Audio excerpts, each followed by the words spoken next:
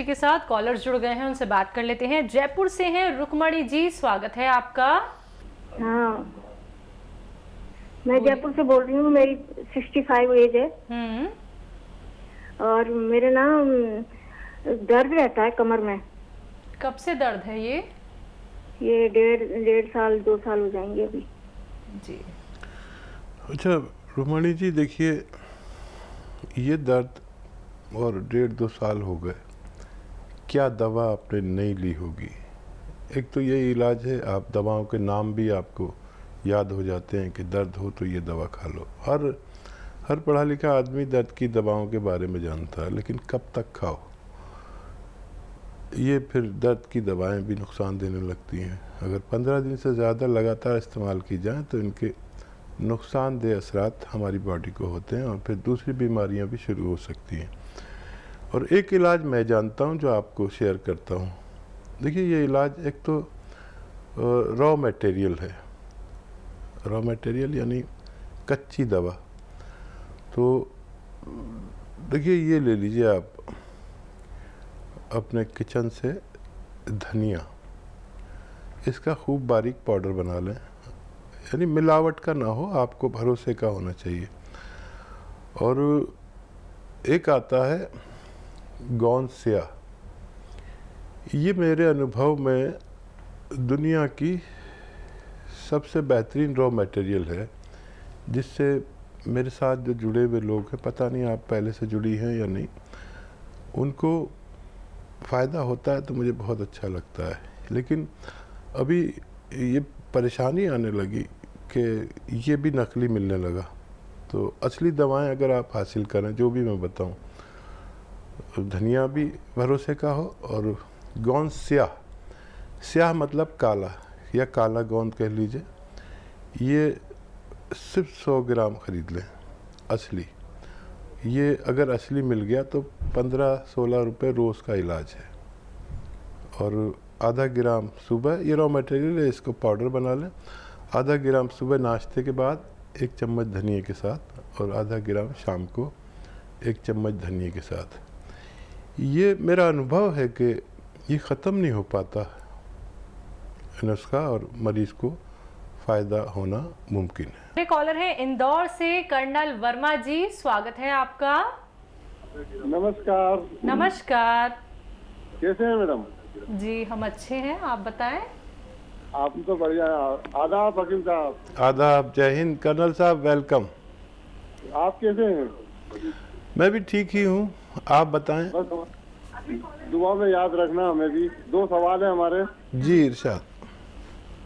एक तो पहला सवाल ये है कि वो गैंग्रीन का जो मरीज है उसका प्लास्टिक सर्जरी मतलब सब हो गई है, ड्रेसिंग चल रही है, थोड़ा पल्स भी आता है और ड्रेसिंग भी चलती रहती है, तो जल्दी सूख जाए जख्म, उसके लिए बताएं आप। और दूसरा एक चीज जो है कि जो इमली के बीज होते हैं, जिसको हमारे एमपी में चीए बोलते हैं, काले काले जो होते हैं, जी जी, तो ये क्या दर्द में ये भी फायदा करता है? तो क्या आपने बताया था कि उसको भून के छिलके निकाल के पीस के गोंद चाय के साथ में खाएं।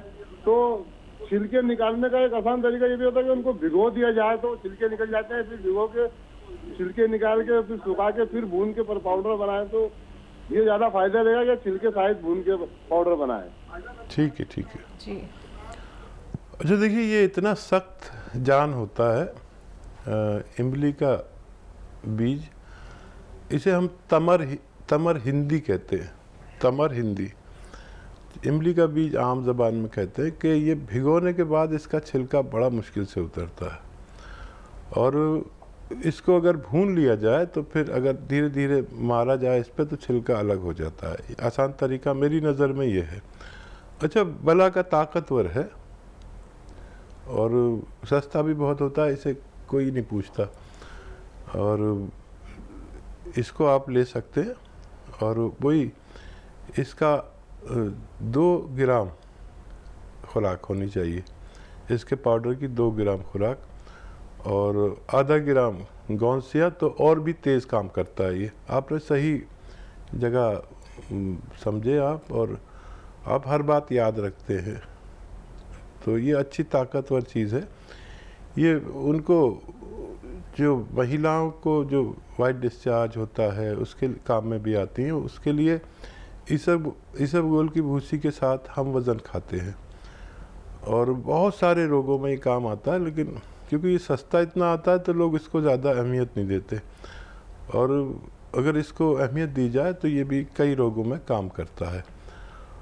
और सुखाने के लिए उनका जो मर्ज के बारे में आपने कहा, गोंद चिलगोज़ा आधा ग्राम रोज़ाना उनको दें, असली वाला, तो उनको उम्मीद है कि जल्दी फ़ायदा मुमकिन है। जी, बिहार से हैं आशा देवी जी, स्वागत है आपका।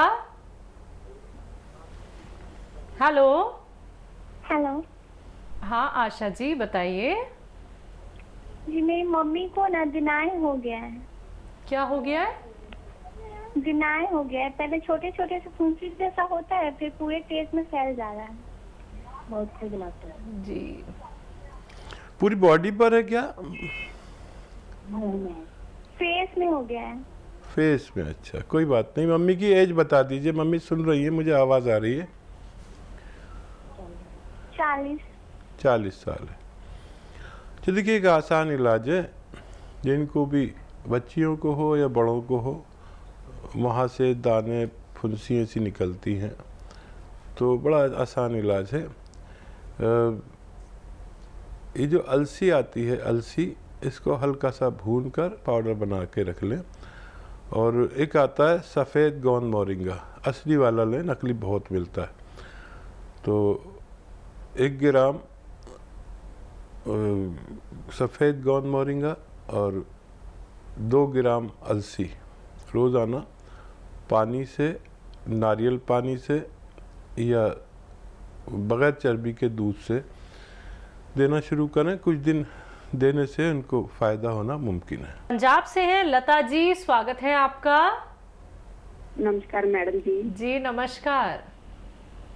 नमस्कार वीर जी। जय हिंद, आदाब। वीर जी मेरे 2 सवाल ने। हाँ जी, एक मेरा भाई है, उसको ना यूरिक एसिड भी है और चिक्के बहुत लगते हैं, चिक्का। ठीक है। खांसी जुकाम। और दूसरा सवाल है, एक और यहाँ पर उनकी उम्र 63 वर्ष है और उसको हार्ट की भी प्रॉब्लम है और सांस की भी, वो स्टिमुलस कैप्सूल सुनते हैं, और साथ में उनको घुटनों की प्रॉब्लम है और उनके घुटने ना बिल्कुल मुड़ते नहीं है। दोनों की उम्र बताइए। हाँ, जेड़े भी घुटने मुड़ते नहीं है उसकी तो 63 है और दूसरे की 50। जी। देखिए एक एक इलाज करके कर लें इनको। सबसे पहले अगर इनको, देखिए 2 चीज़ें होती हैं सांस की प्रॉब्लम में। सांस फूलता है या तो दिल की वजह से, कोलेस्ट्रॉल और हार्ट ब्लॉकेज की वजह से, या फिर खांसी नज़ला बलगम की वजह से। अगर खांसी नज़ला बलगम है तो उनके लिए सपिस्तान, उन्नाब, अलसी 100 ग्राम और पीपलें किचन में से ले 30 ग्राम, इनको पाउडर बना के दें। अगर सर्द मिजाजी की वजह से, यानी ठंड का है, खून में सर्दी है उनको, तो इन्हें ठंडा मिजाज का आदमी कहते हैं। तो ये आपको देखना है किस वजह से फूल रहा है। खांसी नज़ला बलगम रहता है तो फेफड़े की वजह है, और अगर ये नहीं रहता तो दिल की वजह है। अगर दिल की वजह है तो वो जैतून का सिरका 1 लीटर और लहसुन, अदरक और नींबू का रस 1-1 लीटर मिक्स करके 3 टाइम 3-3 चम्मच खाने के बाद देना होगा। तो इनको हार्ट के लिए और कोलेस्ट्रॉल के लिए और डायबिटीज़ में भी बहुत फ़ायदा मुमकिन है, और सांस फूलने के लिए इनको फ़ायदा हो सकता है। और जिन भाई को नज़ला, खांसी, बलगम है, उनको तो मैंने उसका बता ही चुका हूँ, वही देना है। जो सपिस्तान, उन्नाब, अलसी 100 ग्राम और पीपले 30 ग्राम इनको पाउडर बना के 1-1 चम्मच सुबह निहार में और रात को सोते वक्त गर्म पानी से देना है और खट्टी चीज़ों का परहेज़ करना है। और दर्द का इलाज करना चाहते हैं 65 साल मरीज़ का, तो फिर गौनसिया आधा ग्राम 2 बार खाने के बाद असली वाला लेकर आप उनको फ़ायदा पहुंचा सकते हैं। हरियाणा से हैं केलावती जी, स्वागत है आपका। नमस्ते जी। जी नमस्कार। नमस्ते सर। आदाब, जय हिंद। सर मैं पीके कैप्सूल और ये काला गूंद ले रही हूँ 3-4 महीने से। तो सर मेरा पीके कैप्सूल से तो बिल्कुल ठीक होगी, कोई दिक्कत नहीं रही। पोटी पाटी भी टाइम पे आने लगी, ना पेट दर्द रहता ना गैस रहती है जी। लेकिन हाँ जी, गूंद से मेरे 50% आराम है सर। अब ऐसा हो गया सर कि बीपी हाई होने लगे और जी घबराने लगे। क्या इस गूंद से जी घबराता है या पी केयर कैप्सूल से? ठीक। हाँ सर, एक क्वेश्चन और है, क्या मैं टी केयर कैप्सूल ले सकती हूँ इस खातर दर्द के लिए गूंद छोड़ के? ठीक है, ठीक है, हाँ ज़रूर ले सकती हैं। आपको ना बहुत ज़्यादा भावुक है आपका जो मिजाज है, तो आप एक ही टाइम लिया करें। क्या टी केयर कैप्सूल आप ले सकते हैं। पी केयर से घबराहट नहीं होती, इससे तो आपको पेट अच्छा होता है और घबराहट दूर होती है। तो पी केयर भी ले सकते हैं, साथ में टी केयर भी ले सकते हैं। लेकिन टी केयर लें तो गौनसिया छोड़ दें, ये दोनों एक साथ लेना मना है। और अगर आप हेल्दी हैं और कोलेस्ट्रॉल है बॉडी में तो उसको ज़रूर कम करें। देखिए 40 साल के बाद हम सब लोग, चाहे आप हों चाहे मैं हूँ, हमारा कोलेस्ट्रॉल बढ़ता है और जब उस पर तवज्जो न दी जाए तो ये कोलेस्ट्रॉल हमें दिल के आसपास चर्बी जमा देता है और दिल की रगों में भी चर्बी जमने लगती है, जिससे हमारा बीपी बढ़ता है, कोलेस्ट्रॉल बढ़ता है, घबराहट होती है। तो इसके लिए भी कोई नुस्खा लेना शायद आपके लिए ज़रूरी है। चलिए अगले कॉलर हैं यूपी से संजू, स्वागत है आपका। जी मैम, हाँ हकीम जी सुन पा रहे हैं मेरी आवाज? जी मैं सुन पा रहा हूँ, फरमाएं क्या सवाल है। सवाल ये है हकीम जी, मेरे ये दिल की तरफ घूमता हुआ दर्द, घूमता हुआ कभी ऊपर कभी साइड में कभी नीचे कभी हो जाएगा। मेरी साहब बहुत दिनों से ट्राई कर रहा था, बड़ा मतलब आज अच्छा महसूस हो रहा है कि आपसे बात हो पा रही है, अन्य बात ही नहीं हो पाती है सर जी। अच्छा, और बताइए, और कुछ कहना चाहते हैं? उम्र बता दीजिए अपनी। उम्र मेरी 50 साल है साहब। ये घूमता हुआ दर्द है मेरे पास। मैंने गैस्ट्रोलॉजिस्ट को दिखाया तो उन्होंने गैस वगैरह बताई है, उससे मुझे आराम हो जाता है। मैं कोई ऐसा देसी नुस्खा चाहता हूँ साहब जो मुझे आराम हो जाए, जो दवाइयाँ नहीं खानी पड़े। ठीक है। दिल की तरफ दर्द होता है घूमता हुआ, सुबह कभी ऊपर हो जाएगा, कभी साइड में हो जाएगा, कभी बगल की तरफ हो जाएगा, ये परेशानी है आदमी की।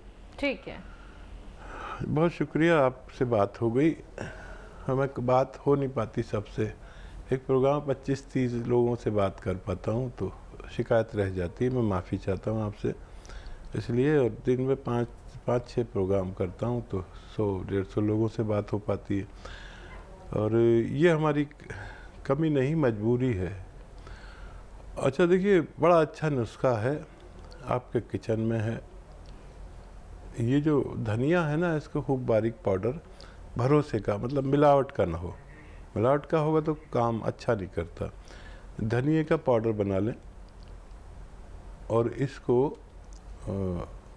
200-300 ग्राम बना लें अपने लिए अलग। वैसे तो सबके किचन में धनिया होता ही है। और एक आता है नमक ज़ैतून। अच्छा, नमक ज़ैतून एक नमक जैसा दिखने वाला रसायन है जो नमकीन नहीं होता, ये इसकी पहचान है। नमकीन नहीं होता ये बिल्कुल भी। और 1 चम्मच धनिया सुबह नाश्ते से पहले ही ले लिया करें। और 1 या 2 चुटकी नमक ज़ैतून इसमें मिला के, ज़्यादा प्रॉब्लम है तो 2 चुटकी, नहीं तो 1 चुटकी काफ़ी है। चुटकी से कहता हूँ मैं। ये आप दिन में 1 बार या 2 बार ले लिए करिए, सुबह शाम। खाने से पहले लेना बेहतर है, आधा घंटा पहले लेंगे तो बहुत अच्छा है। ये आपके पेट के पूरे सिस्टम को सुधारता है। एसिडिटी होगी तो उस पर कब्ज़ा करेगा कि अब मत हो, और मैदे में कुछ गिरानी है तो उस पर एसिड अगर कम ज़्यादा हो रहे हैं तो उनको संतुलित करता है, और ये फुजलात को, जो लैट्रिन है इसको आगे धकेलता है, और लीवर को बड़ा अच्छा रखता है, किडनी को बहुत अच्छा रखता है। किडनी में अक्सर प्रॉब्लम हो जाती है, क्रिएटिनाइन बढ़ती है, लीवर अक्सर इम्प्रेस हो जाता है, और गैस, कब्ज़, एसिडिटी, बवासीर, ये बहुत ज़्यादा अच्छा नुस्खा है, और ये नॉर्मल लोग भी ले सकते हैं। और वो लोग, उन लोगों को ज़रूर लेना चाहिए जो हमेशा कोई ना कोई दवा खाते हैं, रोज़ जिन्हें दवा खाना पड़ता है, दवा खाना जिनकी मजबूरी है, दवा खाना जिनकी ज़िंदगी है। क्योंकि ये जो दवाओं के नुकसानात, जो हम तेज़ दवाएं खाते हैं, उनके नुकसानात को, चाहे बीपी की हो, चाहे शुगर की हो, चाहे कोई भी दवा हो, जब भी हम 10-15 दिन से ज़्यादा खाते हैं फिर उसके नुकसानात शुरू हो जाते हैं। ये उन नुकसानात को रोकने की ताकत रखता है।